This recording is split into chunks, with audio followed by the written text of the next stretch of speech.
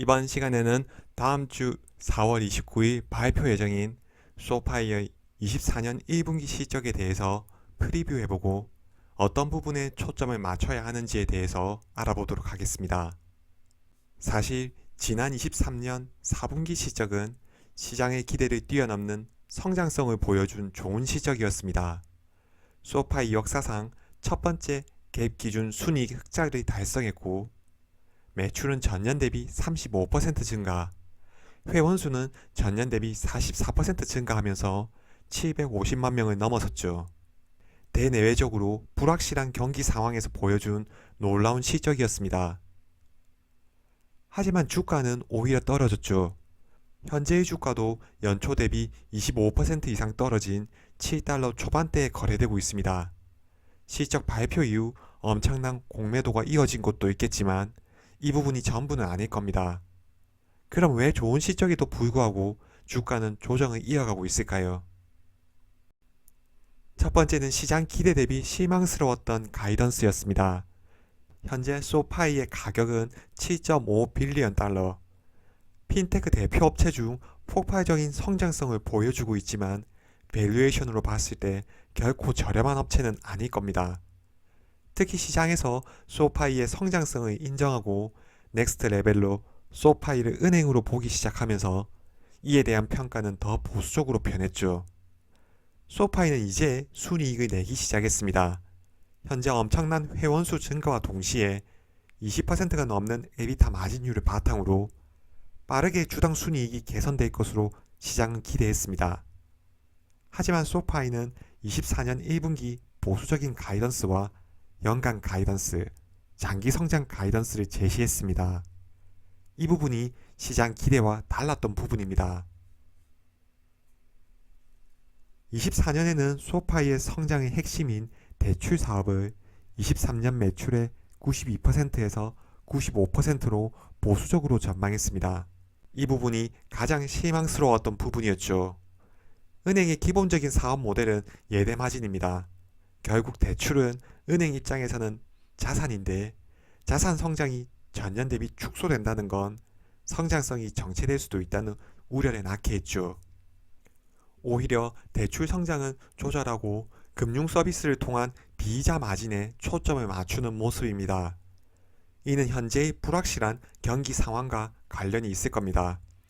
일반적으로 단기금리는 은행의 조달 비용입니다. 장기금리는 은행의 대출 수익이죠. 은행은 단기로 자금을 조달해 와서 장기로 대출을 해주는 사업을 하고 있습니다. 우리가 외부에서 자금을 조달한다면 내일 금리와 1년 뒤 금리, 10년 뒤 금리가 차이가 나는 건 당연할 겁니다. 장기 금리에는 당연히 불확실한 상황에 대한 프리미엄이 붙어 있겠죠. 현재 시장은 미국의 금리 인하 사이클이 머지않았다고 예상하고 있습니다. 올해 5번에서 3번, 그리고 최근 경기 상황에 따라 올해 금리 동결로 간다는 예상도 있지만 모두가 생각하는 건 결국 금리가 내려갈 거라는 겁니다. 시기의 문제이지 올해 금리 인하 횟수, 그리고 내년에는 꼭 내려갈 거라는 기대가 시장의 전반적인 컨센서스입니다. 단기금리는 은행의 조달 비용, 장기금리는 은행의 대출 수익이라고 했습니다. 지금과 같은 상황에서 굳이 은행이 확장적으로 대출을 해줄 이유가 없을 겁니다. 소파이는 타은행 대비 대출 포트폴리오에서 더욱 취약한 구조를 가지고 있습니다. 전체 대출 자산 중 70%가 개인 신용대출에 편중되어 있습니다. 이는 무담보 대출로서 다른 대출 자산 대비 부실률이 높은 대출이죠. 물론 소득이 높은 계층과 파이코 점수가 높은 고신용자 위주의 신용대출이라고 하더라도 이는 부실 발생 시 회수 자체가 불가능한 대출입니다. 불확실한 경기 상황에 따라 리스크 해지가 불가능한 상품이죠. 소파이는 대출 자산의 포트폴리오가 필요한 시점입니다. 부실률이 상대적으로 높은 개인 신용대출이 아닌 담보를 갖추고 있는 우량자산인 모기지 대출을 늘려나가야 하는 시점이죠. 하지만 현재 시장은 고금리에 따른 주택 수요가 예전같지 않은 상황입니다. 주택 시장도 서서히 꺼지고 있죠. 따라서 소파이가 늘리고 싶은 모기지 대출 성장도 쉽지 않은 상황입니다. 경영진도 지금의 상황이 성장을 쫓기 위해 대출 자산을 확장해야 되는 시기가 아니다는 것을 알고 있습니다. 다음은 소파이의 분기별 순이자 마진을 나타내고 있습니다. 소파이의 23년 4분기 순이자 마진율은 6.02%, 미국의 대형은행이 2% 겨우 넘는 걸 감안했을 때 소파이의 순이자 마진은 정말 높은 수준입니다. 총이자 수익 자산이 9.96%이고 이자부 부채가 4.53%입니다. 이 둘의 차익보다 순이자 마진은 더 높은 수치를 나타내고 있습니다. 현재 단기의 조달금리는 언제든 낮아질 수 있는 상황입니다. 현재 시장은 장기금리보다 단기금리가 오히려 더 비싼 상황입니다. 현재 가격이 조금 비싸더라도 금리가 떨어질 것으로 모두들 예상하기 때문에 단기물에 돈이 모이기 때문입니다. 그렇다면 올해 모기지 대출이 힘든 상황이고 대출 자산 중 개인 신용 대출만 계속 증가하는 건 자본 비율을 안정성 있게 가져가고 싶은 소파이 입장에서는 합리적인 선택이 아닐 겁니다. 결국 소파이는 회원수 확보를 통해 소파이 머니 상품을 적시성 있게 제공함으로써 저코스트 예금을 유치하기 위한 노력을 할 겁니다. 현재 미국 기준금리는 5.25에서 5.5%, 그만큼 시중에 있는 돈의 가치는 굉장히 비싸다는 의미입니다. 소파이가 하고 싶은 것은 회원수 확보를 통해 조달 비용이 극도로 낮은 유동성 예금을 적극적으로 유치하는 겁니다. 소파이 머니를 통해 집중적인 저코스트 예금을 유치해서 순이자 마진을 개선하고 자본 비율의 안정성을 유지하는 게 올해 소파이의 목적입니다. 24년에는 기술 플랫폼과 금융 서비스를 합친 매출이 50% 증가하고 전체 회원수의 30%에 해당하는 최소 230만 명 이상의 신규 회원이 추가될 것으로 예상했습니다.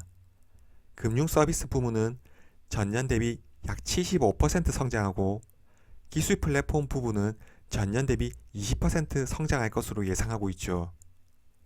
소파이 머니 상품은 강력한 성장을 계속 이어가고 있으며 고품질 예금과 높은 수준의 참여를 이끌어내고 있습니다. 23년 4분기에만 예금이 거의 30억 달러가 증가했습니다. 소파이 머니 상품은 전년 대비 54% 증가해서 약 120만 개에서 340만 개의 계정이 증가했습니다. 무엇보다 인터넷은행은 회원 수가 늘어날수록 비용 구조가 효율화된다는 장점이 있습니다. 하나의 플랫폼에 1만 명이 이용하든 1억 명이 이용하든 객단가는 낮아질 수밖에 없다는 거죠. 결국 조달 비용이 높은 대출 자산은 선별적으로 성장시키되 비용 구조가 효율화된 회원 수 확보를 통해 금융 서비스를 확대해서 자본 구조를 효율화하겠다는 게 올해 소파이의 전략입니다. 작년까지 소파이가 적자 기업이었다는 것을 감안했을 때 소파이의 주가는 사실 저렴하지 않았습니다. 소파이의 주가를 지탱해준 건 폭발적인 성장성이었죠. 그리고 23년 4분기 드디어 갭 기준 흑자를 기록했습니다. 사실 갭 기준 흑자로 돌아섰다는 건 이제 영업 레버리지 구간에 접어들었다는 것을 의미합니다. 고정비와 증가하는 변동비를 감안하더라도 흑자로 돌아선 거고 이제는 이익이 갈수록 증가한다는 걸 의미하죠. 하지만 연간 순이익 전망은 주당 0.07달러에서 0.08달러로 다소 보수적인 전망이었습니다. 사실 은행업의 경우 지속적으로 대출 자산이 증가하기 때문에 이익의 안정성이 보장되는 사업 구조입니다. 소파이의 성장성을 감안했을 때 이익의 증가폭이 생각보다 보수적이었습니다. 소파이의 장기 가이던스는 2026년 주당 0.68달러, 그 후 매년 20% 이상 증가할 것으로 예상했습니다. 23년 주당 순이익은 0.36달러 손실이었습니다. 24년 주당 순이익이 0.07달러라고 감안했을 때 매년 100% 주당 순이익 성장을 예상한다고 볼 수 있습니다. 2023년부터 2026년까지 거시 환경에 의미 있는 변화가 없는 상황에서 20%에서 25%의 연간 매출 성장이 예상된다고 했습니다. 소파이의 성장성을 고려했을 때 3년 뒤의 주당 순이익이 기대 대비 낮을 수도 있겠지만 이 정도의 장기 전망은 결코 나쁘지 않을 겁니다. 그리고 미래의 장기 전망을 제시했다는 건 회사의 수익에 대한 자신감이 있다는 거겠죠. 소파이는 실적 때마다 항상 가이던스를 뛰어넘는 실적을 보여줬습니다. 분명 이번 1분기 실적에서도 회사의 가이던스 대비 높은 실적을 나타낼 겁니다. 이는 회사가 보수적인 가이던스를 제시한다고 볼 수도 있겠지만 소파의 회원수 증가가 단순한 회원수 증가가 아니라 다양한 교차 판매로 이어진다는 선순환을 의미할 겁니다. 결국 소파이의 성장의 핵심은 회원수 증가에 있다고 봐야 할 겁니다. 따라서 제가 소파이를 긍정적으로 보고 있는 건 올해 가이던스로 제시한 30% 수준의 회원수 증가일 겁니다. 분명 30%보다 더 높은 성장률을 나타내겠죠. 23년 750만 명 회원수에서 24년 230만 명이 추가된다면 1000만 명에 가까운 회원들이 소파이의 금융상품을 선택하게 될 겁니다. 만약 매년 30%의 성장률을 유지할 수 있다면 24년에는 980만 명, 25년에는 1270만 명, 26년에는 1650만 명의 회원수를 확보하게 될 겁니다. 23년 대비 26년에 2배의 회원수가 소파이의 금융 서비스를 이용하게 된다는 거죠. 소파이가 금융 서비스를 집중적으로 육성하는 이유가 여기에 있습니다. 만약 소파이의 매출 부분에 기여하는 부분은 적더라도 분명 소파이의 자본 구조를 효율적으로 만들어 줄 것이고 이익 부분에 기여하는 부분은 더 높을 겁니다. 소파이는 디지털 은행의 대표 기업입니다.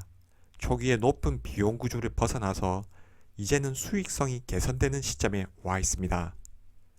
이제 고정비를 극복하고 더 많은 회원수 확보를 위해 노력하고 있습니다. 회원들에게 교차 판매를 위한 수직적인 시스템까지 구축해 놨습니다. 시장은 소파이의 성장성을 보고 은행 같지 않다고 하지만 올해 소파이는 은행으로서의 모습을 갖추어 나갈 겁니다. 이번 시간은 여기까지입니다. 시청해 주셔서 감사합니다.